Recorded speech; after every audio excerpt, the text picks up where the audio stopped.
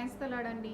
యేసుతో నా జీవితం అనే ప్రోగ్రామ్‌కి మిమ్మల్ని ప్రేమపూర్వకంగా ఆహ్వానిస్తున్నాను. ఈ రోజున మరి బైబిల్ నుంచి కొన్ని సత్యాలు తెలుసుకోవడానికి ముందుగా చిన్న ప్రార్థన. మరి ఈ ఛానల్‌ని సబ్స్క్రైబ్ చేసుకొని మీరందరూ కూడా షేర్ చేస్తున్నారని నేను ఎంతగానో మిమ్మల్ని బట్టి నేను సంతోషిస్తున్నాను. మరి అలాగే మీ అందరి గురించి కూడా ప్రార్థించడం జరిగింది. చిన్న ప్రార్థన. యేసయ్య గొప్ప దేవుడా నీకు వందనాలు స్తోత్రములయ్యా. మీ ప్రజలతో మీరు సూటిగా తేటగా మాట్లాడమని యేసు పరిశుద్ధ నామమున ప్రార్థన సమర్పించుకుంటున్నాం తండ్రి. ఆమేన్. ప్రైజ్ ద లార్డ్ అండి. అందరూ ఎలా ఉన్నారు? చక్కగా ఆనందంగా సంతోషంగా మీరందరూ క్షేమంగా ఉండాలని కోరుకుంటున్నాను. దేవునికి స్తోత్రం. హల్లెలూయా. ఈ రోజున మన జీవితంలో ఫలం అంటే ఫలింపు అనేది లేదని, అంటే ఆశీర్వాదం అనేది లేదని మరి చింతిస్తున్నారా? ఈ రోజున మరి మన కుటుంబ జీవితాలలో, మన కుటుంబ వ్యవహారాల్లో చూసుకుంటే మరి వివాహం కాని బిడ్డల విషయంలో అయినా సరే, గర్భఫలం లేని వారి విషయంలో అయినా సరే, మరి ఉన్నతమైన చదువులు చదువుతున్నారు కానీ ఇంకా జాబ్ పొందుకోలేని స్థితిలో వీరు ఉన్నారు అని చెప్పి మరి అనేక మంది తల్లిదండ్రులు, అలాగే అనేకమైన వ్యసనాలతో కూడిన జీవితాన్ని చూస్తున్నారు. ఈ యొక్క జీవితం నుంచి వీరికి విడుదల లేదా అని చెప్పి అనేక మంది ప్రజలు మరి వారి వారి వారి యొక్క జీవితాలను చూసి వారు నిరుత్సాహంలో కృంగిపోతూ ఉంటారు. దేవునికి స్తోత్రం. హల్లెలూయా. అంటే ఈ రోజున మనకి లేని ఆశీర్వాదాలు మరి ప్రక్క వాళ్ళ జీవితంలో మనం చూసినప్పుడు మనకి ఎలా అనిపిస్తుందంటే, అయ్యో వారి జీవితాలు ఎంతో ఆశీర్వాదకరంగా ఉన్నాయి, ఫలభరితంగా ఉన్నాయి. మరి ఒకనొక దినానండి ఒక మామిడి చెట్టు తనలో తాను ఇలా అనుకుంటూ ఉందంట.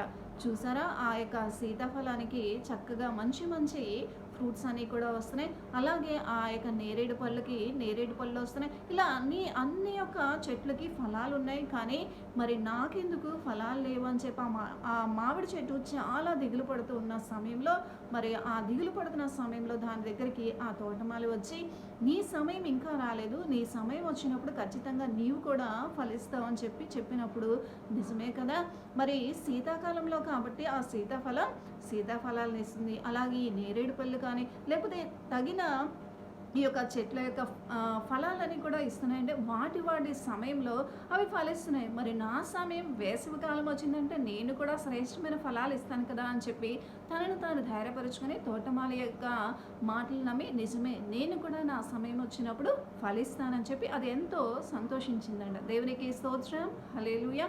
అంటే ఈ రోజున మన జీవితాల్లో, మన బిడ్డల జీవితాల్లో వివాహం కాలేదనో, లేకపోతే గర్భఫలం లేదనో, లేకపోతే మంచి జాబ్ రాలేదనో, ఉన్నతమైన ఉద్యోగాన్ని లేకపోతే ఉన్నతమైన చదువుని మన బిడ్డలు చదవలేకపోతున్నారని చెప్పి మనం నిరుత్సాహము నిరాశలోకి వెళ్ళిపోవడం దేవుని యొక్క చిత్తము కాదు. కానీ మన బిడ్డల జీవితాలు అంటే వ్యసనాలతో కూడిన జీవితమైన, పాపపు జీవితమైన, ఏ వ్యర్థమైన ఎడిక్షన్స్కి బానిసలైపోయినా సరే వారి సమయం వచ్చినప్పుడు ఖచ్చితంగా ఆ పాపాల నుంచి, ఆ శాపాల నుంచి, అలాగే ఆ వ్యర్థమైన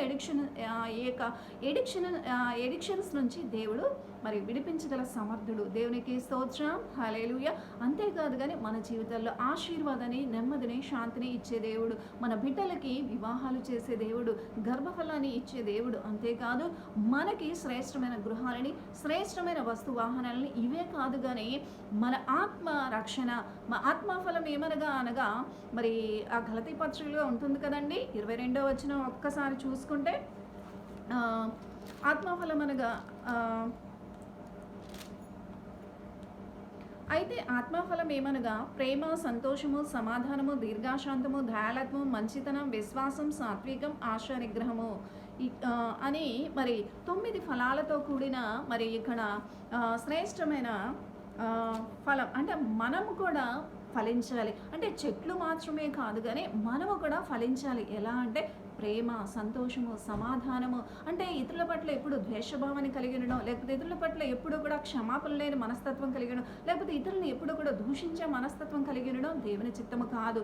మనము ఎప్పుడూ కూడా ఒక ఆత్మఫలం అంటే వీరిలో ఎప్పుడైనా మార్పు వస్తుందేమో అని చెప్పి మనం దుర్మార్గులను చూసి ఎప్పుడూ కూడా మనం ఏమనుకుంటాం, వీడిలో ఎప్పటికైనా మార్పు వస్తుందేమో, ఈ కోపిష్టి వాడు మారతాడేమో, ఈ పాపిష్టి వాడు మారతాడేమో, వీడు క్షమించే మనసు వస్తుందేమో, వీడికి ప్రేమించే మనసు వస్తుందేమో అని చెప్పి వాడి గురించి మనం ఏం వెయిట్ చేస్తూ ఉంటాం. వారిని చూసి వీడి జీవితంలో మరి ఏ ఫలింపు రాదా అని చెప్పి అనుకుంటూ ఉంటారు. తల్లిదండ్రులైనా లేకపోతే ప్రజలు ఎవరైనా సరే అలా అంటే వారిలో మార్పు అనేది రాదా అంటే వారి సమయం వచ్చినప్పుడు ఖచ్చితంగా ఆ మార్పు అనేది దేవుడు మరి ఖచ్చితంగా ఆయన దర్శించినప్పుడు వారి జీవితాల్లో కూడా ఒక మార్పు అనేది వస్తుంది. ఆ మార్పు రావాలంటే మనము ఎలా ఉండాలండి? క్రీస్తుకు దగ్గరగా ఉండి ఈ ఆత్మ ఫలం అనేది మనం కూడా ఫలించే విధంగా ఉండాలి. ప్రేమ, సంతోషము, సమాధానము, దీర్ఘశాంతము, దయాళత్వం, మంచితనం, ఆశా నిగ్రహం అనే ఫలాలతో కూడిన ఈ ఆత్మ ఫలాన్ని మనము కూడా ఇతరుల పట్ల చూపించినప్పుడు మన జీవితాలను బట్టి ఇతరులు ఏమనుకుంటారు?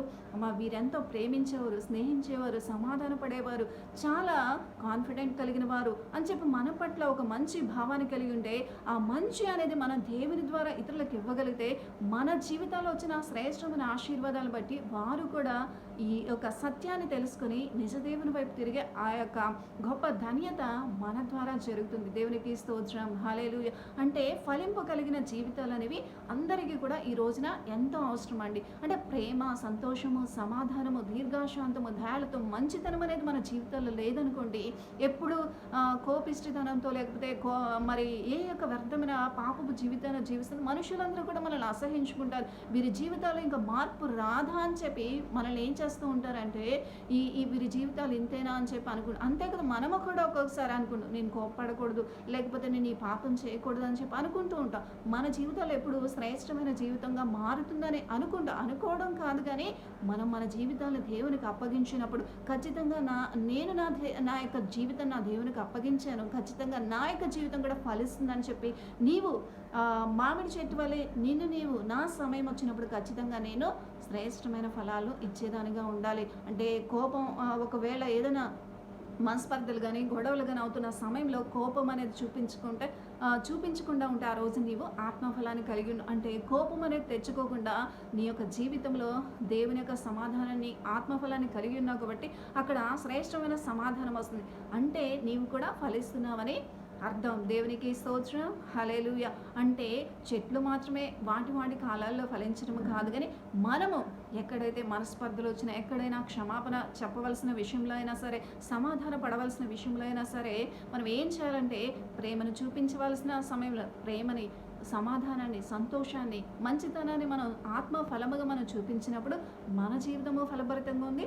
అలాగే మన జీవితం ద్వారా అనేక మంది జీవితాలు కూడా ఫలభరితంగా దేవుల్లో సాగుతాయి. దేవునికి స్తోత్రం, హల్లెలూయా. కాబట్టి ఈ రోజున మనందరము కూడా ఫలించే జీవితాలు కలిగి ఉండాలని దేవుడు నీతో నాతో ప్రతి ఒక్కరితో కూడా మాట్లాడుతున్నారండి. దేవునికి స్తోత్రం, హల్లెలూయా.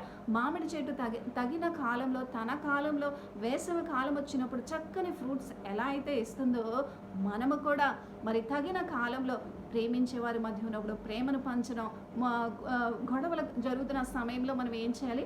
మరి అక్కడ సమాధానం ఇచ్చేవారుగా కోపాన్ని తగ్గించుకొని, అంటే ఆత్మఫలం అనేది ఫలించినప్పుడు తగిన కాలంలో నువ్వు కూడా ఫలించే బిడ్డగా ఉన్నావని దేవుడు నిన్ను ఆశీర్వదిస్తాడు. కాబట్టి ఈ రోజున మన జీవితాల్లో మరి ఏ యొక్క వివాహాలు జరగాలన్నా, లేకపోతే బిడ్డల ఉద్యోగాల విషయంలో అయినా సరే, ఉన్నతమైన స్థితికి ఎదగాలన్నా, ఆశీర్వాదకరమైన మేలుల విషయంలో అయినా సరే, ఈ రోజున మనం ఏం చేయాలండి?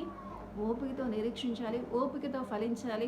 తగిన కాలంలో ఆ యొక్క చెట్లు ఫలాలను ఎలా ఇస్తాయో మనము కూడా సమయానికి అనుకూలంగా, పరిస్థితులకు అనుకూలంగా ఆ ఫలాలను మనం ఫలించినప్పుడు ఈ శ్రేష్టమైన ఫలభరితమైన జీవితాన్ని బట్టి దేవుడు సంతోషిస్తాడు. మన ద్వారా అనేక మంది మార్పు చెంది దేవుని యందు భయభక్తులు కలిగిన జీవితాన్ని అనుసరించడానికి మనము కూడా శ్రేష్టమైన జీవితానికి ఉదాహరణగా ఉంటాం. కాబట్టి ఈ రోజున మనమందరము కూడా ఫలభరితమైన జీవితాలు జీవించేవారుగా ఉండాలని దేవుడు నిన్ను నన్ను కోరుకుంటున్నారు. దేవునికి స్తోత్రం, హల్లెలూయా. అంతేకాదు కానీ ఆయన ఏ సమస్య అయినా, వివాహాల విషయంలో అయినా సరే, గర్భఫలాల విషయంలో అయినా, ఇవన్నీ కాదండి, ఇంకేదైనా సరే, ఈ రోజున మన బిడ్డలు రక్షణ పొందుకోవట్లేదు అని చెప్పి మనం ఎంతో వేదన చెందుతూ ఉంటాం, రోధిస్తూ ఉంటాం. రక్షణ, మారు మనసు మనందరికీ కూడా ఎంతో అవసరం. ఏ పాపి కూడా తన పాపంలోనే మరణించడం దేవుని చిత్తము కాదు, కానీ ఒక్క పాపి మారు మనసు పొందితే పరలోకంలో సంతోషం అంట. దేవునికి స్తోత్రం, హల్లెలూయా. కాబట్టి ఈ రోజున మరి ఒక్క ఆత్మ కూడా నశించిపోకూడదని దేవుడు నిత్యము కూడా దేవుని యొక్క సువార్తను ప్రజలందరికీ కూడా విన్నవిస్తూ ఉంటాడు. ఈ రోజున సంఘంలో, సమాజంలో అనేకమైన అంశాలతో కూడిన దేవుని సత్యాలు మీకు తెలియజేస్తున్నప్పుడు వాటిని విని ఫలించే జీవితాన్ని కలిగి ఉండండి. దేవునికి స్తోత్రం, హల్లెలూయా. మా జీవితాల్లో ఏ ఆశీర్వాదం లేదని మీరు కృంగిపోతున్నారా, బాధపడాల్సిన అవసరం లేదు. కానీ దేవుడు తగిన సమయంలో మిమ్మల్ని హెచ్చిస్తాడు. అంతేకాదు తగిన కాలంలో ఆయన ఒక అద్భుతం జరిగిస్తే, ఆయన శ్రేష్టమైన అంటే ఆలస్యం అవుతుందని చెప్పి నీవు మరి చింతించక్కర్లేదు, కానీ ఆలస్యం అవుతే ఆయన శ్రేష్టమైన అద్భుతం చేయగల సమర్థుడు. మరి కానాను అనే వివాహంలో చూసుకుంటే అండి, యోహాను సువార్త 2వ అధ్యాయము 3వ దినమున గలిలయ అనే కానా అనే ఊరిలో ఒక వివాహం జరిగింది. అక్కడ ద్రాక్షారసం అయిపోయిందని చెప్పి మరి అక్కడ ఉన్న పెండ్లి విందు వారు చెప్పినప్పుడు అక్కడ మరి యేసయ్య కూడా ఆ యొక్క వివాహానికి ఆహ్వానించబడ్డం. ఆయన మరి తల్లి వచ్చి చెప్పి ఆమె అడుగుతుందనమాట, నాయన ఇక్కడ ద్రాక్షరసం లేదు, ఈ యొక్క కొరతను ఎలా తీర్చాలని చెప్పి. అమ్మ నా ఆయన అక్కడ 5వ వచనం ఒక్కసారి చదువుతాను చూడండి. 3 నుంచి ద్రాక్షరసం అయిపోయినప్పుడు యేసు తల్లి వారికి ద్రాక్షరసం లేదని ఆయనతో చెప్పగా, యేసు ఆమెతో, అమ్మ నాతో నీకేం పని, నా సమయం ఇంకనూ రాలేదని నేను దేవునికి స్తోత్రం. అంటే ఇంకా నా సమయం రాలేదు అంటే దేవుడు ఆయన సమయం వచ్చినప్పుడు మన జీవితంలో ఎలా చేస్తారంటే అద్భుతం చేస్తారండి. మరి ఇక్కడ ద్రాక్షరసం లేనప్పుడు అక్కడ ఆ బాణలో నీళ్ళతో నింపమని చెప్పి అక్కడ ఒక పెద్ద 6 రాతి బాణలు ఉంటే ఆ యొక్క బాణల నిండా కూడా నీళ్లు నింపమన్నప్పుడు ఇవన్నీ కూడా చక్కగా చదువుకోండి. యోహాను సువార్త 2వ అధ్యాయము చక్కగా ఉంటుందండి. యూదుల శుద్ధీకరణ ఆచార ప్రకారం 2-3 తుమ్ములు పొట్టు 6 రాతి బాణలు అక్కడ ఉంచబడి ఉండెను. యేసు ఆ బాణలు నీళ్ళతో నింపుడని వారితో చెప్పగా వారు వాటిని అంచున మట్టుకు నింపిరి. అప్పుడు ఆయన వారితో, మీరు ఇప్పుడు ముంచి విందు ప్రధాని ఎదుగు తీసుకుని పోండి అని చెప్పగా వారు తీసుకుని పోయిర్రి. ఆ ద్రాక్షరసం ఎక్కడి నుండి వచ్చిన ఆ నీళ్లు ముంచి తీసుకుని పోయిన పరిచారకులు తెలిసింది, కానీ విందు ప్రధానికి తెలియపోయిన కనుక ద్రాక్షరసమైన ఆ నీళ్లు రుచి చూసినప్పుడు ఆ విందు ప్రధాని పెండ్లి కుమారుని పిలిచి, ప్రతివాడను మొదట మంచి ద్రాక్షరసం పోసి జనులు మత్తుగా ఉన్నప్పుడు జబ్బు రసం పోయింది, నీవైతే ఇదివరకు మంచి ద్రాక్షరసం ఉంచుకొని ఉన్నామని అతనితో చెప్పిన దేవునికి స్తోత్రం. ఇది కానాలో మరి యేసయ్య చేసిన మొదటి అద్భుతం అండి. దేవునికి స్తోత్రం. నీళ్ళు ఎక్కడైనా ద్రాక్షరసం అవుతుందా? అవదు. కానీ అసాధ్యమైన వాటిని సుసాధ్యం చేయగల సమర్థుడైన దేవుడు ఎవరైనా ఉన్నారంటే ఆ సర్వ సృష్టికర్తైన దేవుడు మాత్రమేనండి. ఈ రోజున నీటిని ద్రాక్షారసముగా మార్చాడు. మరి పెండ్లి వివాహంలో ఒక కొరత వచ్చింది. ఆ కొరతను బట్టి ఆయన నా సమయం ఇంకనూ రాలేదు అంటే మన జీవితంలో మన సమయంలో ఎలా ఫలిస్తామో, మరి మామిడి చెట్టు తన కాలంలో అది ఎలా ఫలిస్తుందో, శీతాకాలంలో సీతాఫలం ఎలా అయితే ఫలిస్తుందో అలాగా ఆ చెట్లు వాటి కాలంలో ఫలించి మంచి ఫ్రూట్స్ ఎలా ఇస్తాయో మనము కూడా ఆ పరిస్థితులకు అనుగుణంగా మన జీవితాల్లో ఆత్మఫలం అనేది కలిగి ఉండి మన జీవితాల్లో శ్రేష్టమైన ఆశీర్వాదాలు అనేవి పొందుకోవచ్చని దేవుడు ఈ యొక్క సత్యాన్ని తెలియజేస్తున్నారు. ఈ రోజున నీ బిడ్డల గురించి చింతిస్తున్నావా? ఉద్యోగం లేదని, లేకపోతే వ్యాపారం విషయంలో అభివృద్ధి లేదని, లేకపోతే నీ బిడ్డలకు వివాహం కాలేదని చింతిస్తున్నావా? చింతించాల్సిన అవసరం లేదండి. ఆయన సమయం వచ్చినప్పుడు మీ జీవితంలో శ్రేష్టమైన అద్భుతం జరగబోతుంది. కాబట్టి ఈ రోజున మీ యొక్క జీవితంలో శ్రేష్టమైన అద్భుతం జరగాలని మీరు ఏం చేయాలి?